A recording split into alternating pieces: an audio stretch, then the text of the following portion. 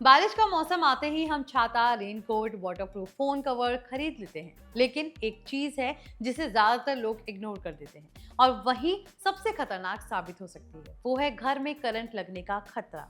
क्योंकि मॉनसून में सिर्फ सड़कें ही नहीं भीगती, दीवारों में नमी आती है। छोटी सी इलेक्ट्रिकल लीकेज भी बड़े हादसे की वजह बन सकती है। लेकिन अच्छी बात यह है कि कुछ सस्ते सेफ्टी गैजेट्स और छोटी सी और थोड़ी सी सावधानी आपको, आपके परिवार को इस खतरे से बचा सकती है। तो आइए जानते हैं इस मॉनसून आपको किन चीजों का खास ध्यान रखना चाहिए। Hi everyone, you are watching NBT tech on the go. I am your host Mohini Singh.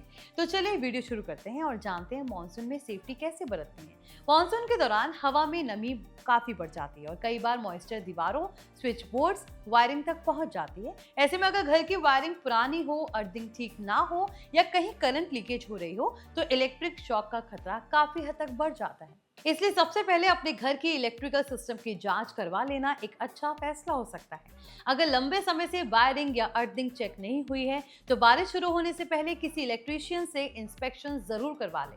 अब बात करते हैं सबसे जरूरी सेफ्टी डिवाइस की, जिसका नाम है RCCB यानी रेजिडुअल करंट सर्किट ब्रेकर। अगर घर में कहीं भी करंट लीकेज होती है तो RCCB कुछ ही मिली सेकेंड्स में बिजली की सप्लाई बंद कर देता है। इससे इलेक्ट्रिक शॉक लगने का खतरा काफी हद तक कम हो सकता है। अगर आपके घर में अभी तक RCCB नहीं लगा है तो इसे एक बार जरूर कंसीडर करें, क्योंकि ये छोटा सा डिवाइस कई बड़े हादसों को टाल सकता है। लेकिन ध्यान रखें, RCCB तभी सही तरीके से काम करेगा जब आपके घर की अर्थिंग भी सही होगी। इसके बाद आता है सेफ्टी प्लग।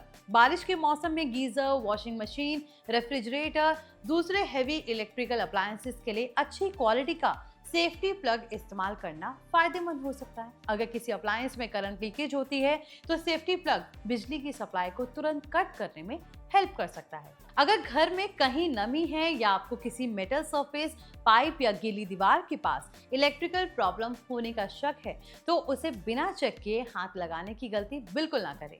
ऐसे समय में एक छोटा सा वोल्टेज टेस्टर बहुत काम आता है। इससे पहले चेक कर ले कि वहां करंट तो नहीं है। ये गैजेट सस्ता भी होता है और कई बार बड़ी दुर्घटना से बचा सकता है। अगर आपको घर में कोई छोटा सा इलेक्ट्रिकल रिपेयर करना पड़ रहा है तो हमेशा रबर ग्लव्स पहनें और कोशिश करें कि गीले हाथों से किसी भी स्विच, वायर या इलेक्ट्रिकल अप्लायंस को टच ना करें। इसके साथ अगर आप वॉशिंग मशीन, डिस्ट्रीब्यूशन बोर्ड या किसी हैवी अप्लायंस के आसपास काम कर रहे हैं तो नीचे रबर इंसुलेशन मैट का इस्तेमाल करना भी बेहतर रहता है।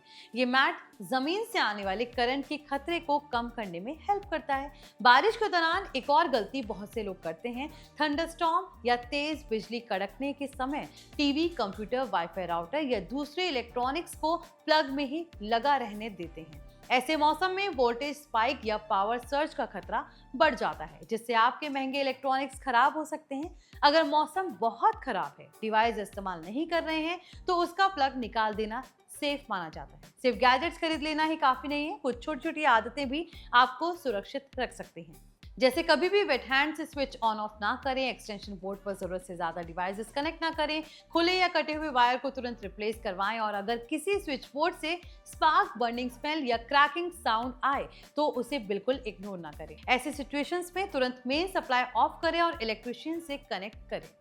तो अगली बार याद रखिए, कुछ 100 रुपए का सेफ्टी गैजेट शायद उस नुकसान से कई सस्ता है जो एक छोटी सी लापरवाही की वजह से हो सकता है। अगर आपको ये इन्फॉर्मेशन काम की लगी हो तो वीडियो को लाइक करें, शेयर करें, साथ ही कमेंट करके बताइए कि क्या आपके घर में RCCB लगा हुआ है या नहीं।